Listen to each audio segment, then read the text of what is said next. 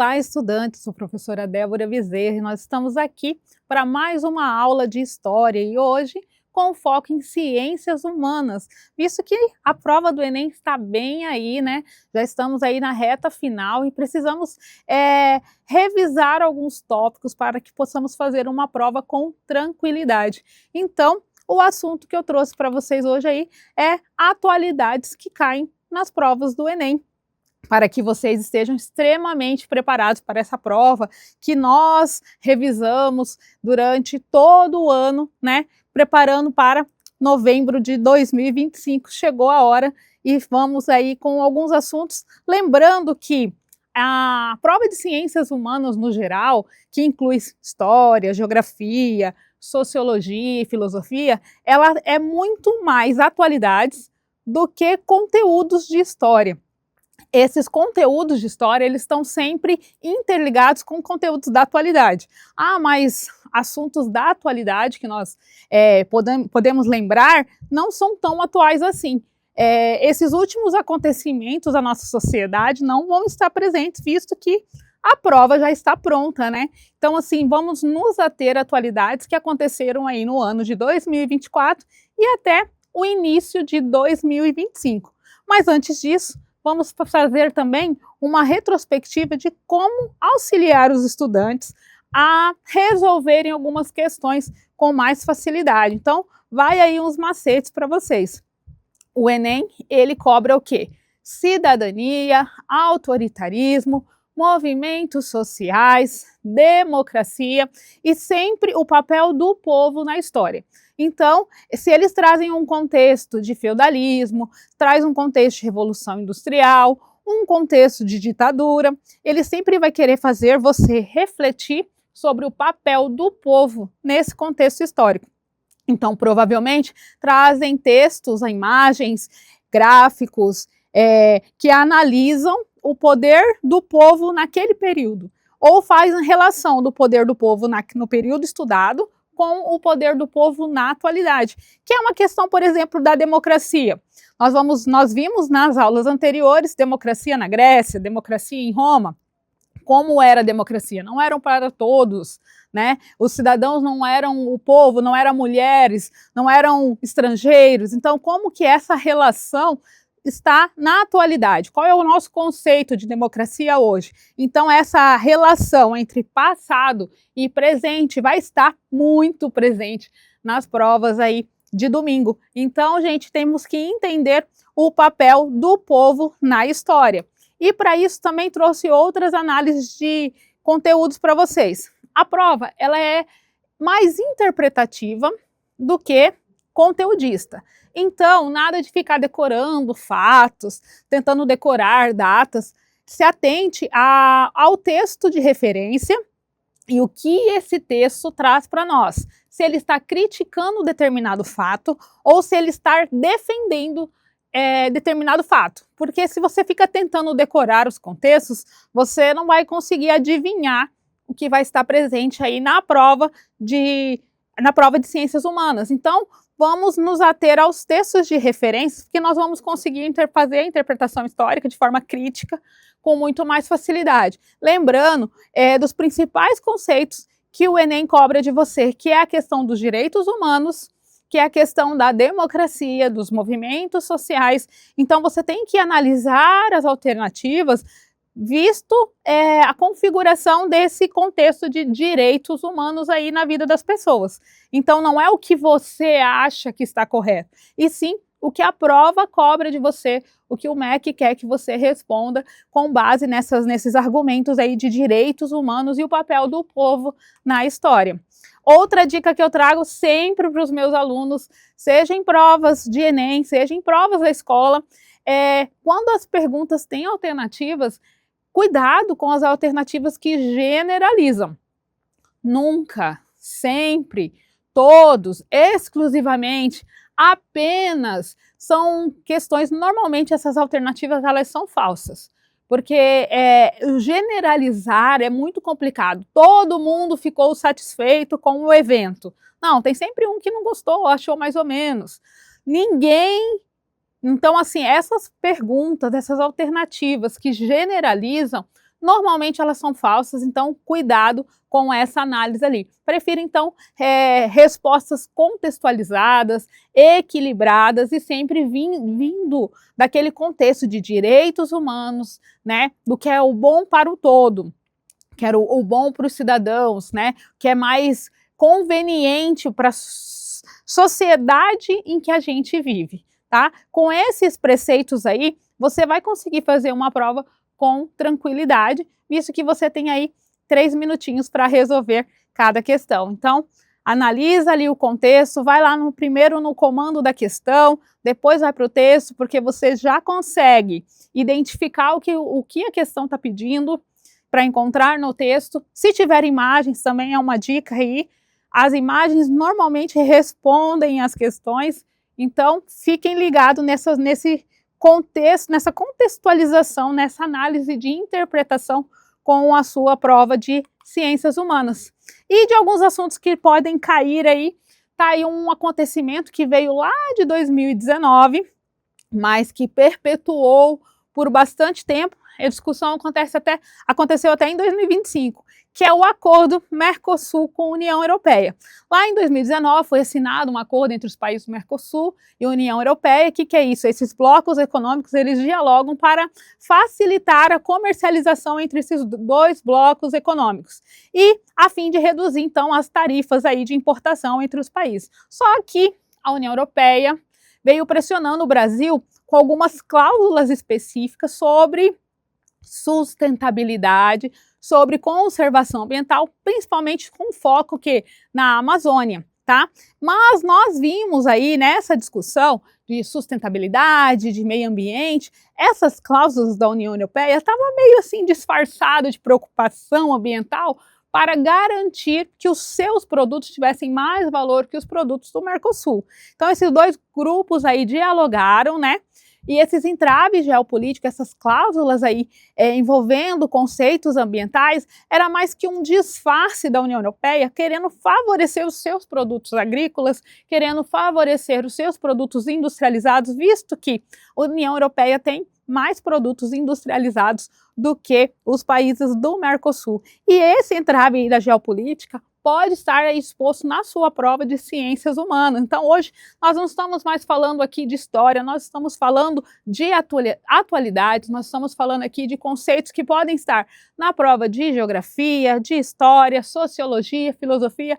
Muitas vezes a análise dos textos aí da prova, você nem sabe distinguir se está lá uma questão de geografia, se está uma questão de história, porque está sempre muito interligado. A prova de ciências humanas, ela se completa e você tem que estar preparado aí para algumas atualidades, né? Como a questão aí do Mercosul e da União Europeia. Então eu trouxe uma questão aí para supor que o assunto caia, né, na prova do Enem para você saber responder com facilidade. Tá aí uma questão de sustentabilidade.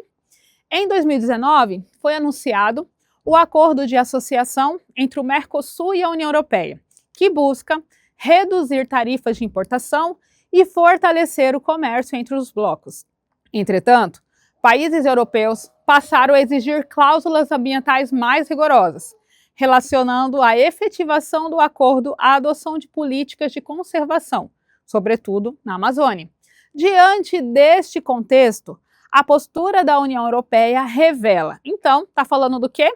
Do acordo Mercosul com a União Europeia e aquelas cláusulas de sustentabilidade, de apoio, né, à conservação da Amazônia e tudo mais. Isso que nós acabamos de expor aí para vocês sobre o acordo Mercosul e União Europeia. E sobre isso, qual que é a postura da União Europeia? O que revela? O que eles querem com esse contexto, com essas cláusulas específicas? É isso que o texto procura. Vamos lá ver qual que é a resposta. Letra A. A tentativa de impor barreiras comerciais disfarçadas de preocupações ambientais, visando proteger seus produtores agrícolas. B. O reconhecimento de que a abertura econômica deve ocorrer sem comprometer o desenvolvimento industrial dos países do Sul. C. A busca por restringir o avanço das exportações de produtos tecnológicos provenientes do Mercosul. a intenção de reduzir a dependência energética dos países europeus em relação ao Brasil. A criação de mecanismos de fiscalização ambiental voltado apenas ao controle do comércio interno europeu. Então, assim, analisando as alternativas, nós já podemos excluir a letra E, por exemplo, que mostra lá a criação de mecanismos de fiscalização do comércio interno europeu. Não, nós queremos saber a postura da União Europeia em referente ao Brasil e aos países do Mercosul. Então, qual que é a tentativa de impor essas cláusulas? Letra D, a intenção de reduzir a dependência energética. O Brasil não fornece energia aí para os países europeus. Então, também é uma questão aí, ó, que nós podemos tirar a letra D. Na letra C, a busca por restringir o avanço das exportações. Não, esse já é um acordo, né, entre esses países. Então, já as exportações vão ser feitas entre Mercosul e União Europeia. A resposta correta é a letra A, que mostra a tentativa de impor barreiras comerciais disfarçadas de preocupações ambientais, visando proteger seus produtores agrícolas, né? Visto que nós já entendemos o contexto aí, esse contexto geopolítico da União Europeia de fazer aquelas cláusulas disfarçadas de quê? Disfarçadas de interesse de sustentabilidade, interesses de problemas, né, de combate a problemas ambientais, para quê? Proteger a sua produção. Então, se você sabe o contexto, fica muito mais fácil você encontrar a alternativa correta. Então, é um assunto que está aí, que pode estar exposto na prova do Enem. Outro assunto que eu trouxe para vocês é um assunto muito triste, né? Nem queria estar relatando esse assunto com vocês, mas infelizmente faz parte do nosso cotidiano, do meu professor, do seu estudante, que é violência escolar. E o ano de 2023 e 2024 foi, assim, um ano marcante na visão escolar com a questão da violência. Tá? Vários casos de violências foram retratados, tanto entre alunos, problemas com bullying dentro da escola, tanto também de alunos contra os professores, né? Que situação triste vivemos, que realidade triste do nosso país, essa questão de violência escolar, e ela pode sim vir retratada na prova do Enem e pode ser até mesmo um assunto aí para a redação, né? Então, vocês podem encontrar imagens, gráficos que mostram esse avanço da violência, tá? Então, se tiver gráficos e mapas, reparem bem, porque normalmente a resposta está aí nessas ilustrações. E esse contexto aí de violência escolar que vem aumentando pode estar aí na prova de ciências humanas, fazendo você pensar no contexto de sociedade, direitos humanos, que eu já disse para vocês que vocês têm que fazer a prova pensando nessas questões de direitos humanos, de como é viver em sociedade, uma sociedade harmônica, né? E os casos de violência escolar também vêm mostrando que pessoas fora do contexto escolar adentraram as escolas 2023, 2024, fazendo massacres, fazendo, né, agredindo algumas crianças. Então, assim, esse contexto de violência escolar é um contexto do nosso cotidiano. Infelizmente, nós temos que estar cientes do que está acontecendo para prevenir. E aí, a dica que eu tenho para o estudante, se vier esse contexto, não é o que você acha, não é o que você, né? A prova do Enem tem uma resposta específica sempre voltada para as questões de paz, para as questões de diversidade, para as questões de direitos humanos. Então, assim, a resposta ela tem que estar conivente com esses conceitos aí de direitos humanos. E é por isso que você não vai dar só a sua opinião. A sua opinião você vai dar lá na prova de redação, que você vai argumentar e colocar dados ali para legitimar a sua opinião. Porém, nas provas dissertativas, você tem sempre que pensar nesse contexto de direitos humanos, de sociedade, de cultura de paz, né, para responder a pergunta de modo coerente. Então, eu trouxe uma questão aí também sobre o papel da escola diante da violência. Nos anos de 2023 e 2024, o Brasil registrou um aumento preocupante de casos de violências em ambientes escolares, incluindo agressões físicas e ataques cometidos por pessoas externas à comunidade escolar.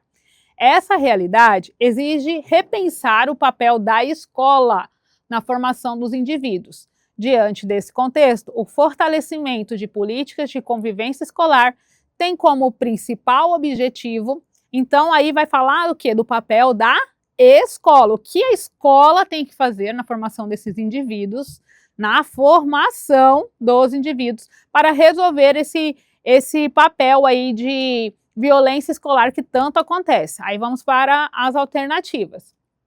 Reforçar a disciplina e a punição para todos os alunos envolvidos em conflitos. Promover a cultura da paz e a mediação de conflitos, valorizando o diálogo e o respeito mútuo. Reduzir a autonomia pedagógica dos professores em nome da segurança. Aumentar o controle policial permanente dentro das escolas. Restringir o acesso às redes sociais por meio de normas governamentais. Então, com essas alternativas, mas a minha opinião, professor, é que deve reforçar a disciplina e punir todos os alunos envolvidos em conflitos. Pronto, é a letra A, resposta correta. Lembrando que não é a sua opinião, né? Vamos pensar no papel da escola na formação dos indivíduos, visto com democracia, liberdade de expressão, direitos humanos. Então, nesse contexto, qual que é a alternativa que mais é conivente com esse pensamento? Restringir o acesso às redes sociais, isso é acabar com a liberdade de expressão. Então, não é conivente aí com o que nós estamos pensando. Aumentar o controle policial permanente dentro das escolas poderia ser uma alternativa. Porém, pensa aí, o papel de formação da escola na formação desses indivíduos. Reduzir a autonomia pedagógica dos professores, então assim, vai diminuir o poder ainda mais dos professores para combater essa insegurança aí? Não, né? Então, promover a cultura da paz e a mediação de conflitos, valorizando o diálogo e o respeito mútuo, essa é uma alternativa mais conveniente com o que nós estamos pensando, viver em sociedade, democracia e direitos humanos. Pensando nesse viés, a alternativa correta não é aumentar a disciplina aí, e sim promover a cultura de paz. Resposta correta é a letra B. Então, com esse pensamento de direitos humanos, democracia, liberdade de expressão, que nós temos que ir para a prova de ciências humanas nesses contextos aí de atualidades. Outro assunto que deve estar aí disposto na prova de vocês é a questão indígena, né? A questão dos povos originários. Então, eles podem fazer o quê?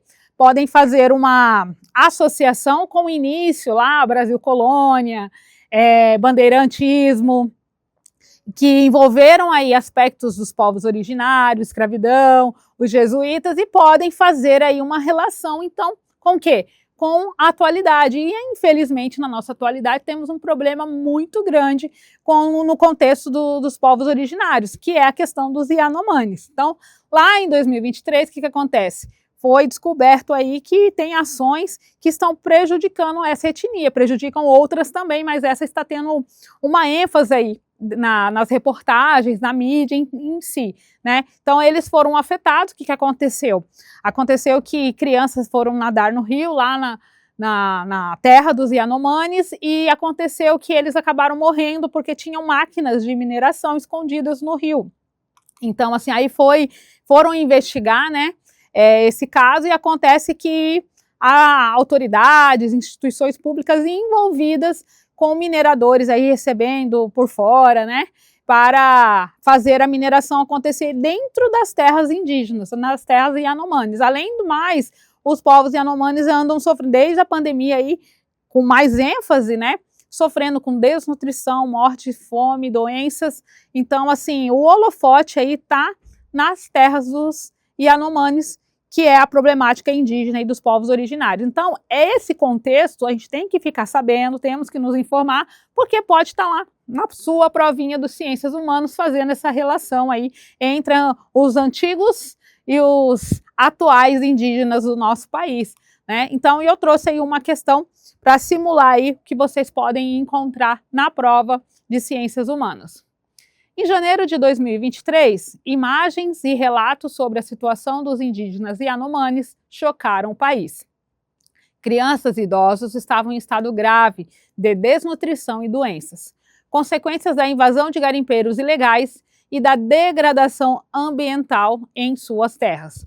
A partir desse contexto, o caso dos Yanomami revela a necessidade de ampliar a exploração mineral em terras indígenas para gerar recursos econômicos às comunidades locais. Nós vamos ampliar então a mineração e pronto, resolver os problemas indígenas com essa ampliação. Fortalecer políticas públicas de saúde e proteção ambiental voltadas às populações originárias. Opa! Extinguir as terras indígenas e integrar totalmente esses povos à sociedade urbana. Então vamos acabar lá com as terras indígenas, coloca ele na sociedade, pronto, vamos viver como nós. Substituir a ação estatal pela atuação exclusiva de organizações internacionais. Pega as organizações internacionais, deixa ela cuidar desses povos e não é mais problema do nosso Estado. Reduzir a fiscalização ambiental como forma de estimular o desenvolvimento regional. Então a gente reduz a fiscalização, deixa os mineradores fazerem o que eles querem e pronto, está resolvido os problemas dos povos originários, é isso?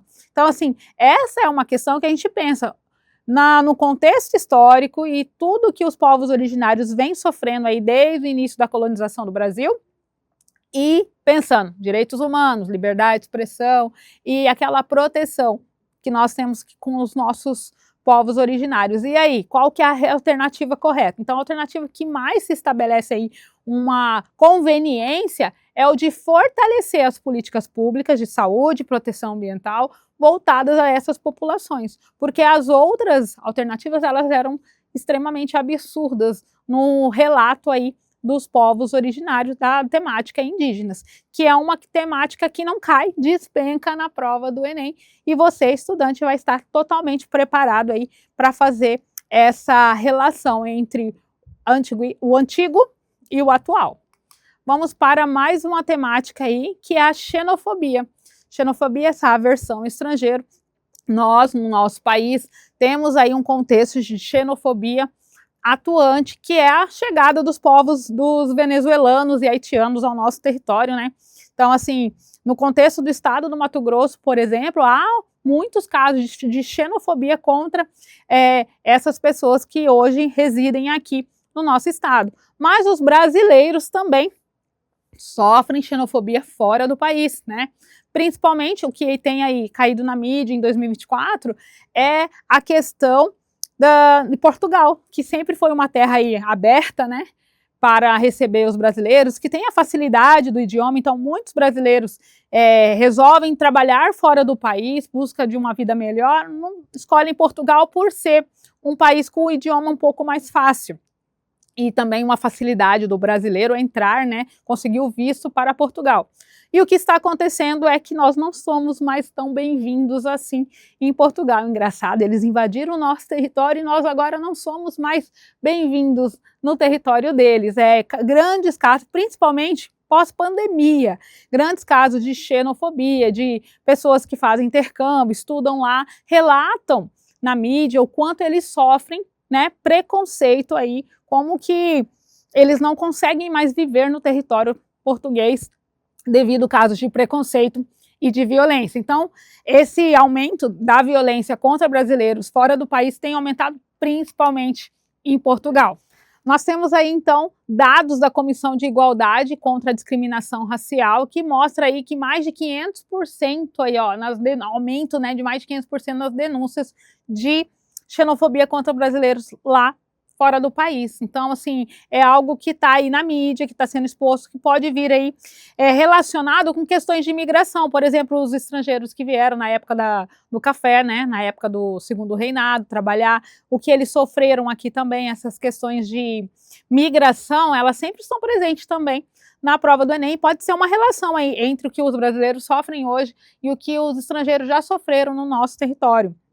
Então, questões de imigração, xenofobia, elas estão muito relacionados e pode estar disposto aí na prova de vocês. Então, eu trouxe mais uma questão aí simulando esse contexto de imigração e de xenofobia para testar, para a gente treinar e ficar bem apto aí para fazer a prova de domingo. Vamos lá. O aumento da migração de brasileiros para a Europa, especialmente para Portugal, após a pandemia de Covid-19, intensificou relatos de xenofobia. Muitos imigrantes relatam sofrer discriminação por sua nacionalidade e condição socioeconômica. Esse cenário revela que a xenofobia é uma forma de valorização da diversidade cultural entre os povos? Não, ela não está valorizando. Xenofobia é esse preconceito, essa aversão ao estrangeiro. Surge apenas em contextos de guerra e grandes crises humanitárias. Não. O contexto da xenofobia está presente aí em todos os contextos históricos em vários países, né? Reflete atitudes discriminatórias que ameaçam a convivência e o respeito à diversidade. Opa! Representa o fortalecimento da integração cultural entre países. Fortalecimento da integração não, né? Tá enfraquecimento dessa integração aí. Está relacionado exclusivamente à falta de oportunidades econômicas. Então é só quem é pobre, quem está ali, ó, falta oportunidades econômicas que sofre xenofobia, é isso? Não, né? A resposta correta é reflete atitudes discriminatórias que ameaçam a convivência e o respeito à diversidade. Então aí é uma questão falando de imigração e xenofobia que mostra novamente que nós temos que ter o conceito: direitos humanos, liberdade de expressão, né? Democracia, todos esses conceitos têm que estar bem estabelecidos na nossa cabeça para a gente conseguir responder a prova de ciências humanas com muita facilidade. Então aí, ó, reflete atitudes discriminatórias que ameaçam a convivência das pessoas e o respeito à diversidade, né? O branco, o preto, o indígena, o asiático, os europeus, nós devemos viver aí em respeito à diversidade, seja em qualquer contexto que nós vivemos nesse grande mundo, né? Então, assim, esse respeito, ele sempre ele sempre sobressai na prova de ciências humanas, essa conscientização aí de viver respeitando a diversidade, respeitando as minorias e respeitando qualquer grupo que seja. Então, esse respeito, ele vem aí na prova de ciências humanas. Bora lá, outro contexto aí, ó, que pode estar na provinha de vocês é a guerra na Ucrânia, tá? Começou lá em 2022, né? Tá lá o Putin e o Zelensky brigando por território, mas essa disputa acontece quando acaba a União Soviética, lá em 1991. 89 cai o Muro de Berlim, 1991, tá? Toda aquela estratégia do Gorbachev para reestruturar a União Soviética com perestroika, glasnost e tudo mais, mas em 1991 há uma dissolução aí da União Soviética que ela vira repúblicas independentes. E a partir desse contexto tem a região da Crimeia, que foi em tempos parte da Rússia e foi em tempos parte da Ucrânia. E a briga por essa região é porque lá está disposto aí bastante energia que sustenta a Europa, né? O gás e tudo mais. Então, assim, há uma crise na Europa, uma crise energética, porque os países que sustentam a Europa Rússia e Ucrânia, com a questão energética. E essa guerra aí prejudica a Europa também, por isso que há ali um diálogo, né?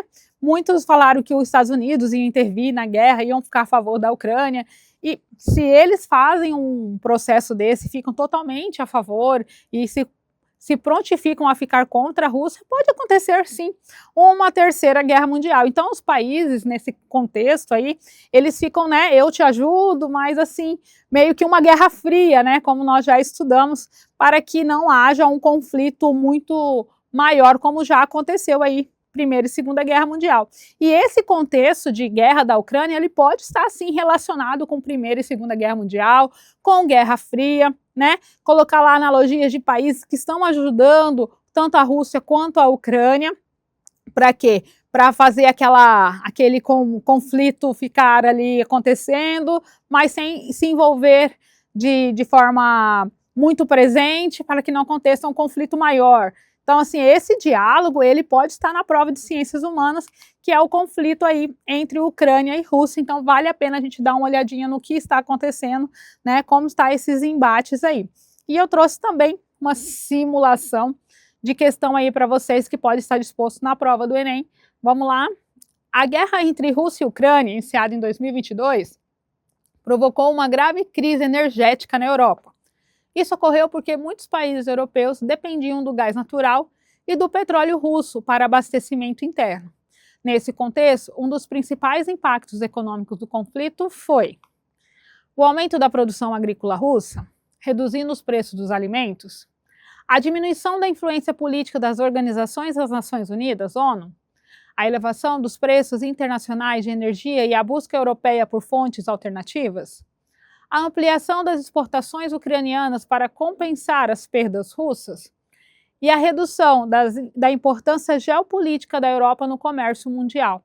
Então, aí, desse contexto, qual que mais se assemelha às questões aí de guerra da Ucrânia e da Rússia? Então, nós sabemos que o que mais tem acontecido nesse contexto de guerra são os problemas com a energia ali da Europa. No início do ano teve até um apagão lá, que a Europa ficou aí 3 dias sem energia, né? Pediram, e foi avisado para a população europeia estocar pilha, bateria, alimentos, água, por 3 dias, porque ia haver esse apagão, e houve esse apagão lá na Europa, e muitos países passaram, tem país que passou 24 horas, mas tem países que passaram aí 2, 3 dias sem energia. Então isso aí é um reflexo da guerra da Ucrânia e da Rússia, que nós achamos que não tem reflexo em outros países. Sim, tem reflexo no Brasil, tem reflexo no mundo inteiro. Esses conflitos, a globalização faz com que o reflexo desses conflitos reflitam de forma específica em vários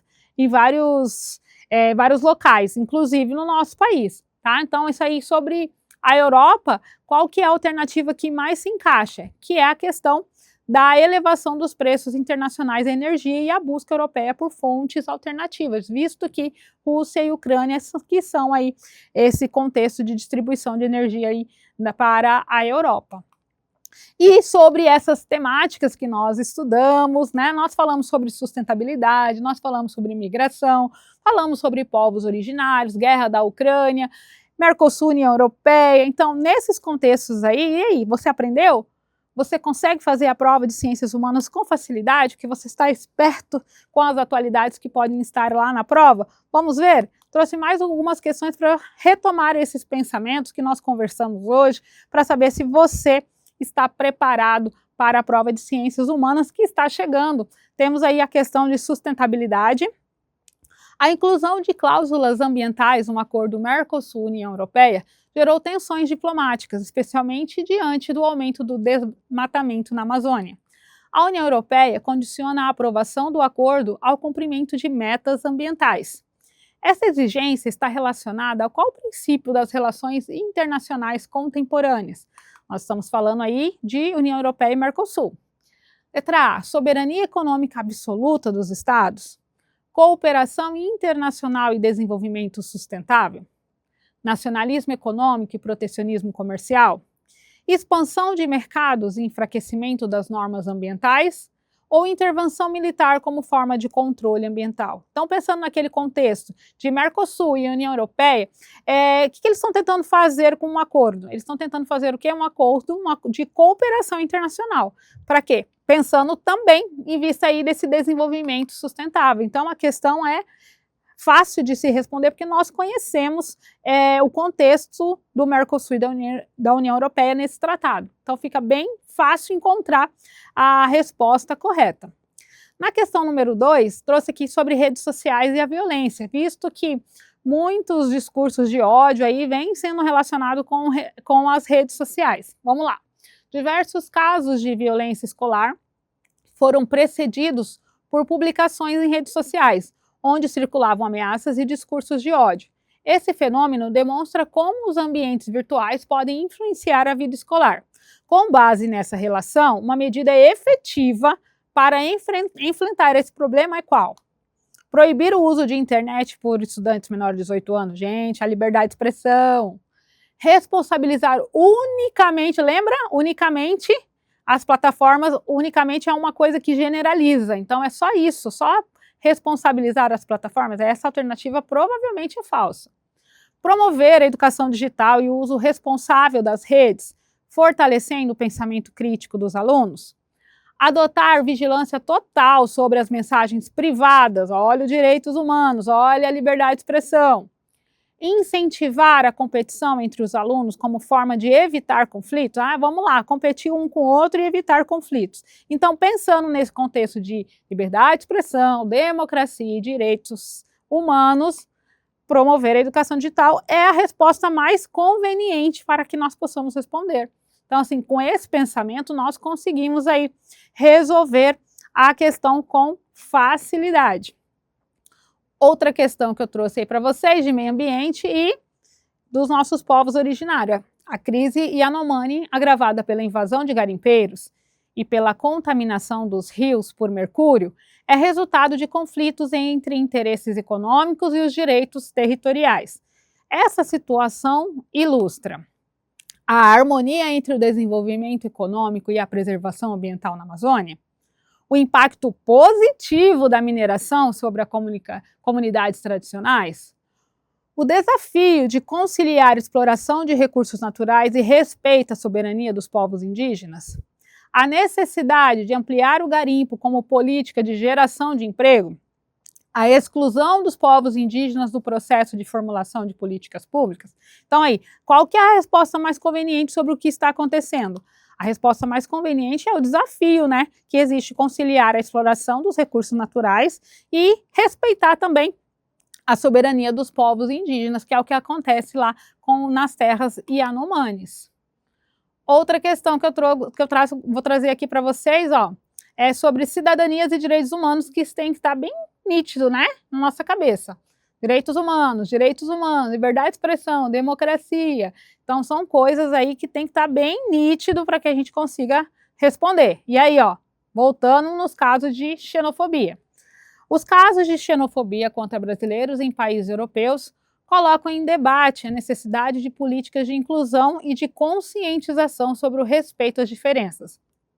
Nesse contexto, combater a xenofobia significa incentivar o isolamento dos imigrantes para evitar conflitos culturais, garantir o direito à diversidade e à dignidade humana, fortalecendo a cidadania global, restringir a mobilidade internacional de trabalhadores estrangeiros, priorizar apenas o acolhimento de imigrantes europeus em outros continentes, ou eliminar as fronteiras nacionais para abolir o conceito de nacionalidade. Então, assim, a alternativa mais conveniente, tendo visto os direitos humanos, né, e essa democracia, é a letra B, que é garantir o direito à diversidade e à dignidade humana, fortalecendo a cidadania global, tá? Então, são esses conceitos que eu trouxe aí para vocês, que podem estar na prova, mas também para vocês saberem que esses conceitos de cidadania, direitos humanos, democracia, liberdade de expressão, respeito à diversidade, são conceitos eminentes à prova do Enem de Ciências Humanas, tanto em sociologia, filosofia, história e geografia, tá?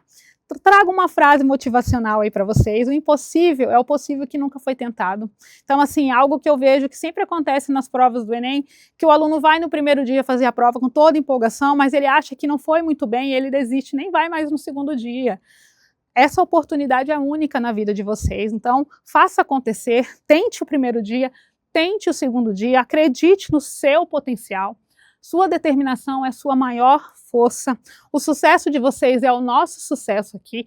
Então, desejo boa prova, não boa sorte, boa prova, porque eu tenho certeza que vocês estão super preparados. Confie, acredite no seu potencial. A prova do Enem, ela não vai ser um vilão na sua vida. Ela vai lhe abrir portas para muitas oportunidades. E qualquer coisa, estamos aí e nos vemos na correção da prova. Até mais, pessoal!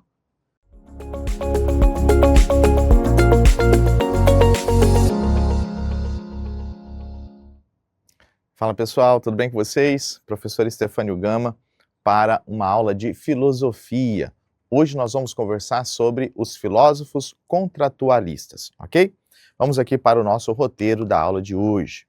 Vamos falar sobre estado de natureza, estado de sociedade e contrato social. E também sobre os principais filósofos contratualistas, Thomas Hobbes, John Locke e Jean-Jacques Rousseau, ok? Então vamos aqui para o estado de natureza, sociedade e contrato social.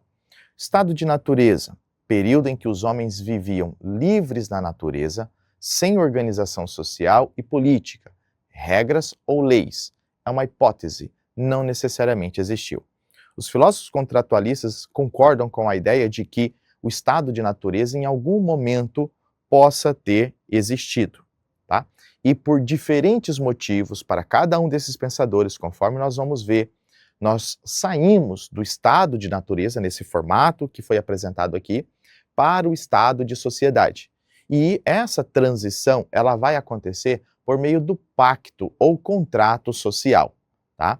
É a passagem do estado de natureza para o estado de sociedade. É marcada pelo contrato social, uma espécie de pacto entre os homens. Ou seja, o nosso convívio em sociedade, obedecendo às regras, às normas, às leis de diferentes aspectos, se passa, né, por essa transição. Ela passa por essa transição que é chamada de contrato social. E deixamos de viver no formato de estado de natureza para viver no estado de civilidade, de sociedade, que seria da seguinte situação: período em que os homens se organizaram em sociedade, transferindo o poder a um terceiro, o Estado, e criaram leis para regular a vida em sociedade. Ou seja, agora nós temos uma instituição que se encarrega de fazer a administração, de gerir a nossa vida. E esta instituição é o Estado, por meio das leis, das regras que são criadas na nossa convivência e também por meio de outras instituições, como a familiar e as religiosas. Nós temos essas leis das quais nós obedecemos para que a gente possa viver de forma saudável em sociedade, tá? Sobre os filósofos contratualistas, os três principais são os que eu apontei no comecinho da aula para vocês. Podemos identificar Thomas Hobbes, John Locke e Jean-Jacques Rousseau. Embora apresentem abordagem semelhante da passagem do estado de natureza para o estado de sociedade por meio de um pacto social, a maneira como se dá essa passagem é diferente para cada um deles. O que ele está dizendo para nós? Que, basicamente, esses três filósofos, eles concordam que este foi o caminho seguido pela humanidade. Estado de natureza, e aí então pacto social ou contrato social, e estado de sociedade. Esse foi o caminho percorrido pela humanidade. O que vai diferenciar entre esses pensadores foram as motivações para sairmos do estado de natureza para o estado de sociedade. Tá? Enquanto que para alguns viver no estado de natureza era perfeito, para outros vai dizer que não, era algo muito ruim. Por esse motivo, houve a necessidade de sairmos dessa condição para adentrarmos no estado de sociedade, ok? Vamos dar uma olhadinha analisando cada um desses pensadores. Acompanhe comigo, por gentileza. Primeiramente, nós temos a figura de Thomas Hobbes, autor de uma obra muito conhecida chamada O Leviatã. Tá? Para Thomas Hobbes, quando o homem se encontrava ainda no estado de sociedade, no estado de natureza, perdão, a frase que vai marcar é: o homem é o lobo do próprio homem. Ou seja, o homem vivia a todo instante em estado de guerra, de conflito, tá? E por esse motivo, ele necessitava sair dessa situação, transferir essa responsabilidade administrativa de sua vida e entrar no estado de sociedade, tá? No estado de natureza, havia uma competição constante, o conflito era constante entre os indivíduos, porque de fato não existiam as regras e as leis, tá? Então a ideia de que o homem é mau, de que o homem é invejoso, tá? Por esse motivo a frase, o homem é o lobo do próprio homem. A solução para resolver esse problema estava na criação do estado de sociedade. Por esse motivo a ideia de se criar as leis, as regras, para que os seres humanos pudessem cumpri-las e obedecê-las. Então perceba, para Thomas Hobbes, o estado de natureza era algo ruim e se fez necessário a transição para o estado de sociedade por meio do pacto ou contrato social. Outro pensador que nós temos é John Locke. John Locke é considerado como o pai do liberalismo, o pai do liberalismo político, o pai do iluminismo, tá? É um britânico que, inclusive, né, pega ali parte a parte das revoluções inglesas ao longo do século XVII, tá? E no entendimento dele é o seguinte: onde não há lei, não há liberdade. Então aqui a gente já percebe que o olhar que se tem de John Locke referente ao estado de natureza não é algo bom. O indivíduo não usufrui, não goza de liberdade no estado de natureza. No estado de natureza, os homens são juízes da própria causa. Então perceba que se assemelha com a figura de Thomas Hobbes. A origem do problema está: o homem precisa da segurança da propriedade privada. Perceba que a motivação de John Locke é distinta da de Hobbes. No entendimento dele, se faz necessário sair do estado de natureza para o de sociedade para proteger a propriedade privada. Tá? A grande questão dele é que o Estado deve cuidar do direito à propriedade e os direitos individuais. O Estado ele serve como esse guardião, como esse protetor à propriedade privada dos indivíduos. Por isso que você pode perceber que até hoje, quando algo nos é tomado, né, quando algo nos é roubado, furtado, enfim, nós recorremos a quem como instituição para tentar reaver ou que seja feita justiça? A figura do Estado. É o Estado que vai criar essas regras, essas leis e dizer que aquilo que me pertence não pode ser tomado, não pode ser retirado por outro. Então isso casa perfeitamente com a proposta de John Locke, a ideia de que o Estado existe para proteger a propriedade privada dos indivíduos. Tá? E aí, uma coisa que a gente também pode vincular, se John Locke é considerado o pai do iluminismo, qual é a classe social que lidera esse movimento iluminista? A burguesia. E qual era a principal defesa da burguesia? O direito à propriedade privada. Tá bom? Outro pensador que nós temos é o suíço Jean-Jacques Rousseau. Rousseau vai ser o autor da obra do Contrato Social, ou O Contrato Social, e diferente de John Locke e de Thomas Hobbes, no estado de natureza, para Rousseau, o homem era bom. A sociedade que o corrompia, né? O homem nasce bom, a sociedade o corrompe. No entendimento dele, no estado de natureza, os homens eram livres e iguais. É o que ele vai chamar de bom selvagem. Mas onde é que inaugura, em que circunstância inaugura o problema que faz do homem, então, ter a necessidade de sair do estado de natureza e avançar para o estado de sociedade por meio do contrato social? O problema está na propriedade privada. Enquanto que para John Locke a ideia da propriedade privada era algo positivo, o direito da posse era algo positivo, satisfatório, para Rousseau ele vem e faz uma crítica. Tá? Ele vai criticar a ideia da propriedade privada. A partir do momento que alguém cerca um pedaço de terra e diz, isto é meu, é como se inaugurasse o problema da humanidade. Por esse motivo, o homem abre mão da sua liberdade, que se tinha no estado de natureza, e acaba transferindo para um terceiro. Quem é esse terceiro? A figura do Estado. Outro ponto importante que é necessário destacar em Rousseau é que, assim como John Locke teve uma paternidade, né, do liberalismo político e do iluminismo, Rousseau é considerado o pai da democracia moderna, porque ele vai defender um sistema democrático no contexto da Revolução Francesa, tá?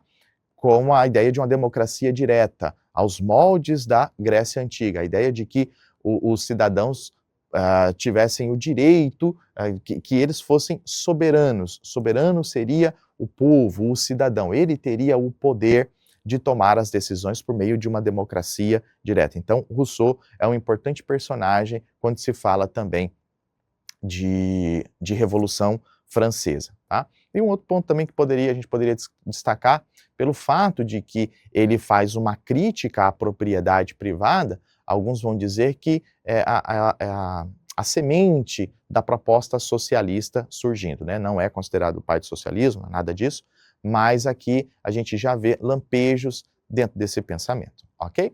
Então, falamos desses três pensadores, Hobbes, John Locke e também Rousseau.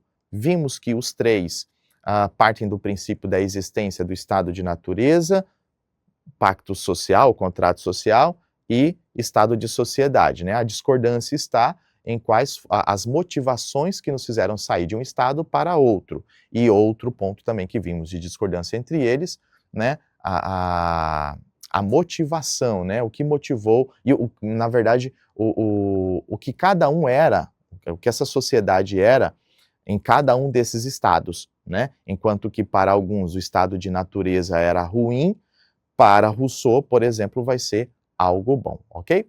consolidando então, fechando esses três pensadores, vamos aqui para a resolução dos nossos exercícios, ok?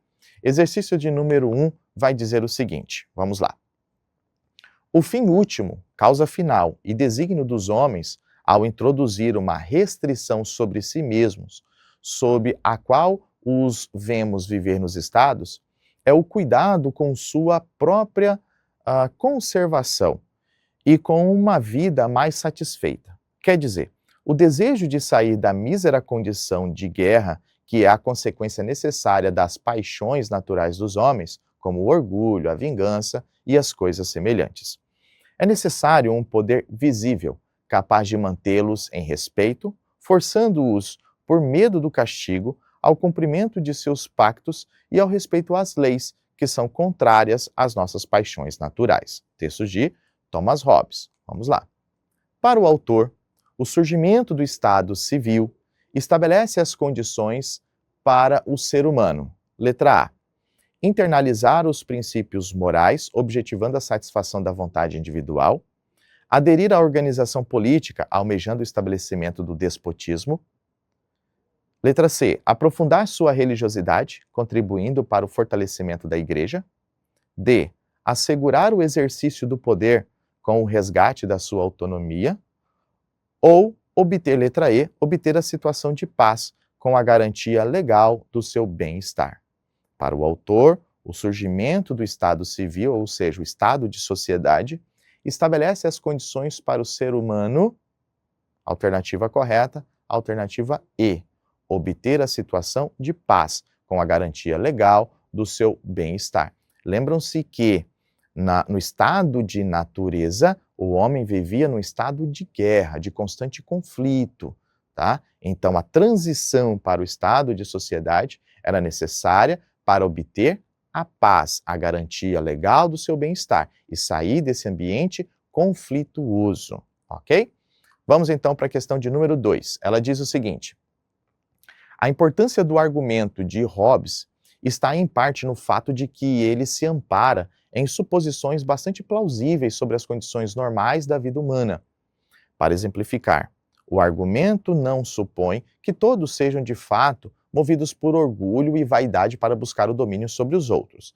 Essa seria uma suposição discutível que possibilitaria a conclusão pretendida por Hobbes, mas de modo fácil demais. O que torna o argumento assustador e lhe atribui importância e força dramática é que ele acredita que pessoas normais, até mesmo as mais agradáveis, podem ser inadvertidamente lançadas nesse tipo de situação, que resvalará, então, em um estado de guerra. O texto apresenta uma concepção de filosofia política, conhecida como alienação ideológica, microfísica do poder, estado de natureza, contrato social ou vontade geral. Do que o texto está se referindo? Inclusive apontando, falando sobre Thomas Hobbes. A que concepção filosófica da política o texto está abordando? Tá? Se você olhar aqui para a própria questão em que ele está abordando sobre os princípios de como esse homem vivia, a gente já consegue identificar a alternativa correta, que é o estado de natureza, tá? Que é aquilo que vai ser reforçado pela figura de Thomas Hobbes como um estado de guerra, de constante conflito. Perceba que é algo que se repete ao que nós tratamos na questão anterior, ok? Feito isso, vamos para a nossa questão de número 3. Ela diz o seguinte: a natureza fez os homens tão iguais quanto as faculdades do corpo e do espírito, que, embora por vezes se encontre um homem manifestamente mais forte de corpo ou de espírito mais vivo do que o outro, mesmo assim, quando se considera tudo isto em conjunto, a diferença entre um e outro homem não é suficientemente considerável para que um deles possa, com base nela, reclamar algum benefício e que a outro não possa igualmente aspirar. Para Hobbes, antes da constituição da sociedade civil, quando dois homens desejavam o mesmo objeto, eles entravam em conflito, recorriam aos clérigos, consultavam os anciãos, apelavam aos governantes ou exerciam a solidariedade. quando os homens entravam em conflito, desejavam o mesmo objeto, já acabei dando a resposta, né? Quando eles desejavam o mesmo objeto, qual era então, no entendimento de Hobbes, o que acontecia quando havia esse mesmo desejo? Tá? Letra A, entravam em conflito. E aqui é na figura do estado de natureza, com a figura do estado de sociedade, com as regras e as leis estabelecidas pelo Estado, tá? Os indivíduos não vão. Essa disputa ela pode até acontecer, mas ela não vai de fato fazer com que os indivíduos entrem em um conflito direto entre eles, ok? E por fim, a questão de número 4, que vai dizer o seguinte: sendo os homens, por natureza, todos livres, iguais e independentes, ninguém pode ser expulso de sua propriedade e submetido ao poder político de outrem sem dar consentimento. A maneira única em virtude da qual uma pessoa qualquer renuncia à liberdade natural e se reveste dos laços da sociedade civil consiste em concordar com outras pessoas em juntar-se e unir-se em comunidade para viverem com segurança, conforto e paz umas com as outras, gozando garantidamente das propriedades que tiverem e desfrutando de maior proteção contra quem quer que não faça parte delas. Então aqui é um texto de John Locke, tá? Vamos lá. Segundo a teoria da formação do Estado, de John Locke, para viver em sociedade, cada cidadão deve manter a liberdade do estado de natureza, direito inalienável, abrir mão dos seus direitos individuais em prol do bem comum, C. Abdicar de sua propriedade e submeter-se ao poder do mais forte, D. Concordar com as normas estabelecidas para viver em sociedade, ou letra E. Renunciar à posse jurídica de seus bens, mas não à sua independência. Olhando para o texto e também sobre o que vimos em John Locke, qual alternativa casa com a ideia para viver em sociedade, cada cidadão deve concordar com as normas estabelecidas para viver em sociedade. Lembrando que essas normas, né, são fundamentais para que o indivíduo também possa usufruir da sua liberdade. Ele vai dizer, onde não há lei, não há liberdade. E a ideia da existência da lei, criadas pela figura do Estado, tem como finalidade a proteção da propriedade privada. Ok, pessoal? É isso. Ficamos por aqui com mais uma aula de filosofia. Um abraço e até a próxima.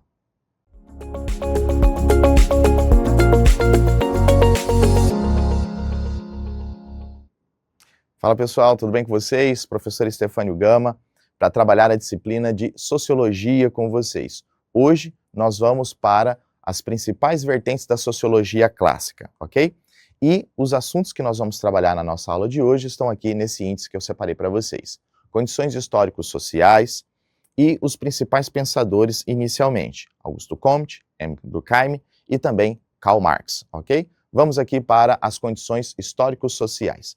Primeira coisa que a gente precisa entender é que a sociologia ela faz parte de uma consequência de duas importantes revoluções, a Revolução Industrial e a Revolução Francesa.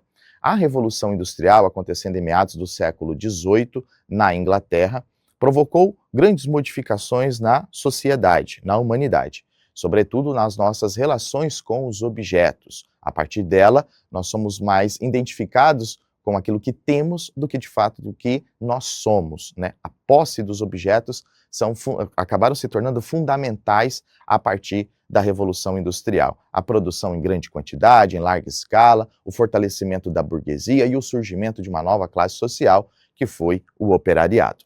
Quando olhamos para a Revolução Francesa, o seu principal destaque está na questão da cidadania, no fortalecimento dos órgãos representativos, da democracia, tá? Então, nós temos aqui duas revoluções que provocaram mudanças significativas na humanidade, na sociedade. E por esse motivo, devido a essas modificações, devido a essas alterações, percebe-se a necessidade do estudo desta nova sociedade com essa nova roupagem. E por esse motivo, vem a figura de Augusto Comte contribuir de forma significativa para o surgimento desse novo pensamento. Inicialmente, Comte vai chamar o estudo da sociedade de física social. E isso ocorre porque Comte aproximava a ideia de ciências humanas com ciências da natureza. Nesse momento, nessa transição do século XVIII para o XIX, sobretudo o século XIX, tem-se um destaque significativo quando se fala da ciência, né? A ciência estava em evidência, acreditava-se que a ciência daria conta de resolver todos os problemas da humanidade, todas as mazelas existentes, e por esse motivo as ciências humanas deveriam se aproximar dela, tá? E aí, por isso a ideia do nome física social, e posteriormente sendo alterado para sociologia. Outro ponto importante é que quando se fala das ciências da natureza, existem ali as leis rígidas, né? Que vão administrar, que vão reger a natureza. E acreditava-se que nas relações sociais também existiriam essa rigidez nas leis. Porém, com o passar do tempo, nós vamos perceber que dentro das ciências humanas existe toda uma flexibilidade, uma mudança ao longo do tempo, diferente das leis naturais, tá bom? Continuando com Augusto Comte, no entendimento dele, a sociedade ela vai passar por 3 estágios distintos até chegar no seu ápice. Esse movimento ele vai chamar de a Lei dos 3 Estados. E elas basicamente se encontram na seguinte posição. Primeiramente, no estado, né, ou no estágio teológico. Os seres humanos explicam os fenômenos por meio dos deuses. Isto é, a figura divina vai ser preponderante, vai se recorrer às figuras divinas para poder responder os questionamentos que os indivíduos possuem. Um outro estágio, um pouco mais avançado, é o metafísico. Os seres humanos explicam os fenômenos por meio das ideias filosóficas, ou seja, a filosofia, a racionalidade, a lógica passa a ser utilizada para a explicação dos fenômenos. Porém, no entendimento dele, o ápice se encontra no estágio positivista.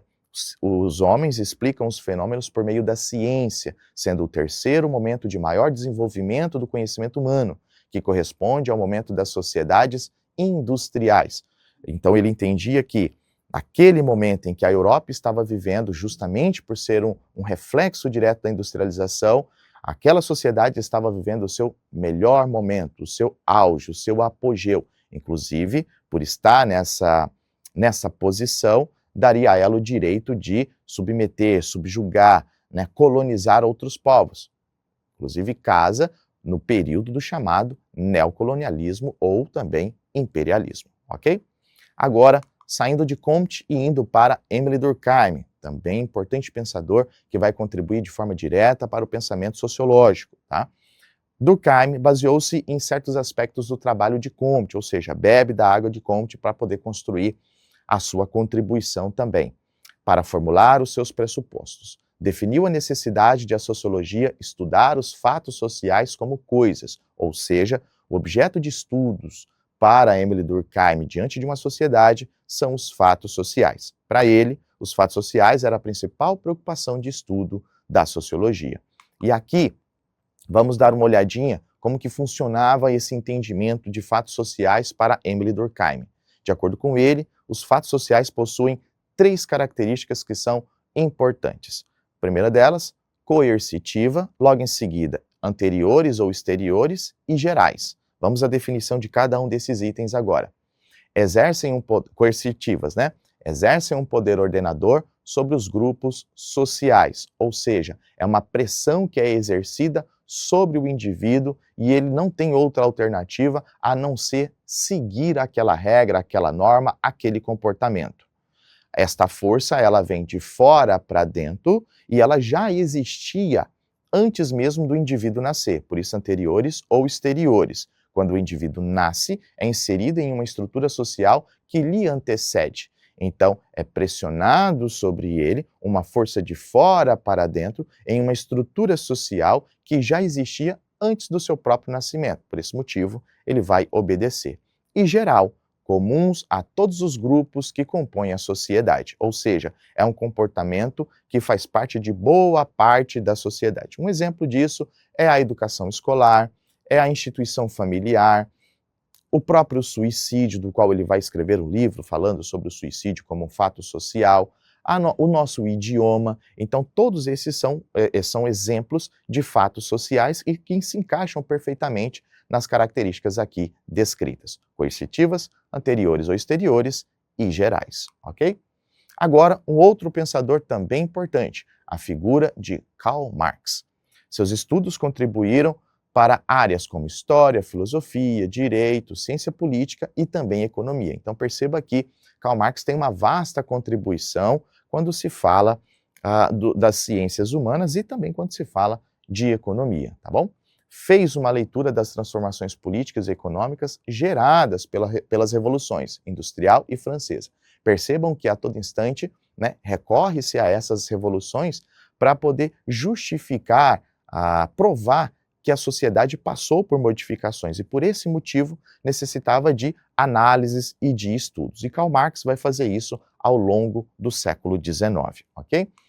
Quando se fala de Karl Marx, para ele, a história da humanidade é a história da luta de classes, da luta constante entre interesses que se opõem, embora esse conflito nem sempre se manifeste de forma declarada. Ou seja, para Marx, a luta de classes ela sempre existiu. Quando se olha para a antiguidade, você tem a figura dos escravos e de seus proprietários. Para o período feudal, dos servos e dos senhores, ou dos camponeses e dos senhores. Quando se olha para o período moderno e contemporâneo, a figura do burguês e do proletariado. Então essa luta de classe ela sempre existiu, personagens distintos e por vezes esse conflito nós não seremos testemunhas oculares de forma direta.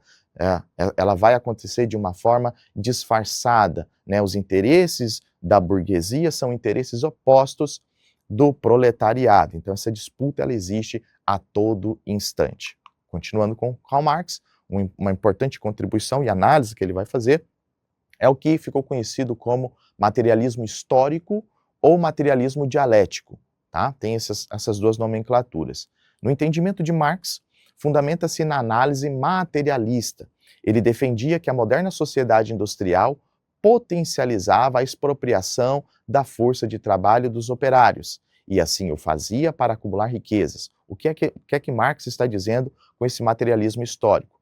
Com o advento da Revolução Industrial, a exploração de uma classe sobre outra foi potencializada, tá? E isso aconteceu porque uma classe queria promover o acúmulo de riqueza em detrimento da exploração do outro. Ou seja, no entendimento de Marx, a burguesia expropria, ou seja, toma a força, né, tensiona para que esse operariado trabalhe para ele. Esse operariado, não tendo outra alternativa, vai ter que trabalhar. E o objetivo desse burguês, ao adquirir essa força de trabalho do operariado, é para o seu próprio acúmulo de riqueza, conforme o texto está dizendo. Para ele, o princípio motor da história dos homens era a luta de classes, e a oposição e os contrastes entre burguesia e proletariado definiram novas transformações sociais. Ou seja, essas duas classes sociais surgindo, sobretudo, a partir da Revolução Industrial, é o que vai nortear o caminho da sociedade a partir, principalmente, né, de meados do século XVIII e no decorrer do século XIX até os dias atuais, ok? Então aqui nós falamos desses três principais pensadores. Agora vamos para a nossa resolução de exercícios, o que é uma parte importantíssima da nossa aula, tá bom? Então vamos lá comigo. O primeiro exercício vai dizer o seguinte: ao mesmo tempo, graças às amplas possibilidades que tive de observar a classe média, vossa adversária, rapidamente conclui que vós tendes razão, inteira razão, e não esperar dela qualquer ajuda. Seus interesses são diametralmente opostos aos vossos, mesmo que ela procure incessantemente afirmar o contrário e vos queira persuadir que sente a maior simpatia por vossa sorte, mas seus atos desmentem suas palavras. No texto, o autor apresenta delineamentos éticos que correspondem ao ou aos conceito de luta de classes, alicerce da ideia de mais-valia, fundamentos do método científico, paradigmas do processo indagativo ou domínios do feticismo da mercadoria. Então, dentro do texto que você acabou de ler junto comigo, olhando para o comando da questão, qual a alternativa correta. E aí você precisa sempre prestar atenção no comando quando ele diz no texto. Ou seja, você precisa olhar o texto com atenção, fazer a sua interpretação e identificar a alternativa que se encaixa, né, com o que o comando está pedindo. Tá? Qual seria a alternativa correta? Alternativa A. O texto fala sobre o conceito de luta de classes. Tá falando ali, tá fazendo uma crítica, né, dizendo que mesmo que a burguesia tente te convencer, os interesses dela são justamente distintos, opostos da classe operária. E isso casa perfeitamente, tem uma harmonia perfeita com o conceito de luta de classes que acabamos de ver. Ok? Vamos então para o nosso exercício de número 2. Vamos lá. Ele diz o seguinte: a sociedade burguesa moderna, que brotou das ruínas da sociedade feudal, não aboliu os antagonismos de classes, não fez senão substituir velhas classes, velhas condições de opressão, velhas formas de luta por outras novas. Entretanto, a nossa época, a época da burguesia, caracteriza-se por ter simplificado os antagonismos de classes. Agora vamos para o comando. Na perspectiva dos autores, os antagonismos entre as classes sociais no capitalismo decorrem da separação entre aqueles que detêm os meios de produção e aqueles que vendem a força de trabalho, exercem atividade comercial, possuem os títulos de nobreza, controlam a propriedade da terra ou monopolizam o mercado financeiro. Onde é que está a parte contrária ao que se detém, àqueles que detêm os meios de produção? Quem é essa classe social que detém os meios de produção? E o que o outro lado vai fazer? Tá? Vamos lá. Alternativa correta, letra A. Vendem a força de trabalho. Então você tem de um lado aqueles que são proprietários dos meios de produção e os outros que vão vender a sua força de trabalho. Aqueles que são os proprietários dos meios de produção é a burguesia. Os que vendem a sua força de trabalho é justamente o operariado, ok? Vamos agora para a nossa terceira questão, que diz o seguinte: a sociologia ainda não ultrapassou a era das construções e das sínteses filosóficas. Em vez de assumir a tarefa de lançar luz sobre uma parcela restrita do campo social, ela prefere buscar as brilhantes generalidades em que todas as questões são levantadas sem que nenhuma seja expressamente tratada.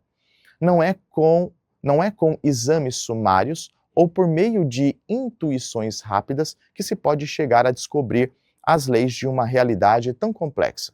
Sobretudo, generalizações, às vezes tão amplas e tão apressadas, não são suscetíveis de nenhum tipo de prova. O texto expressa o esforço de Emile Durkheim em construir uma sociologia com base na vinculação com a filosofia como saber unificado, reunião de percepções intuitivas para demonstração, formulação de hipóteses subjetivas sobre a vida social, adesão aos padrões de investigação típicos das ciências naturais ou incorporação de um conhecimento alimentado pelo engajamento político. Tá? Qual é a alternativa correta? E aqui a gente precisa se lembrar do que nós falamos no começo da aula sobre a proposta de Emile Durkheim. Por esse motivo, a alternativa correta é a letra D. Adesão aos padrões de investigação típicos das ciências naturais. Lembra que eu disse a vocês que a ideia ainda de Durkheim é a aproximação com a questão dos elementos das ciências naturais. Século XIX, ainda está em evidência a questão da rigidez e das leis naturais. Por esse motivo, acreditava-se, assim como Comte, que essas leis, então, assim como havia uma rigidez nas leis naturais, também deveria existir nas ciências humanas, tá? Por fim, a nossa quarta questão, que vai dizer o seguinte: o trabalhador pode até saber que sua fábrica produz aviões ou medicamentos, mas a sua parcela de atividade está totalmente subordinada a uma estrutura abstrata, diluída numa massa de atividades conexas, em muitos casos dividida em diversos continentes e em proprietários não visíveis. Ele não se reconhece na materialidade final do seu trabalho, que se lhe afigura como obra da empresa, e sua subordinação parece ser ao sistema.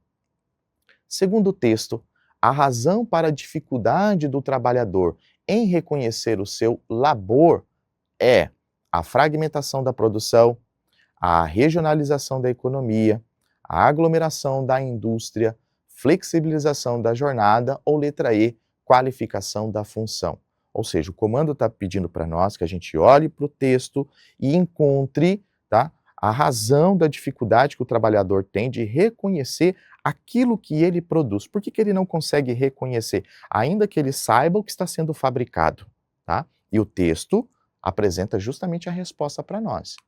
Fragmentação da produção, ou seja, devido às diversas etapas que um determinado produto passa para ser fabricado, esse trabalhador ocupando apenas uma parte de todo esse processo, ele de fato não tem esse reconhecimento. A ideia diz que seja o fruto do seu trabalho, porque ele só faz parte de uma fragmentação daquilo que foi produzido, ok? Ficamos por aqui, aguardo vocês para a nossa próxima aula. Um abraço e até mais.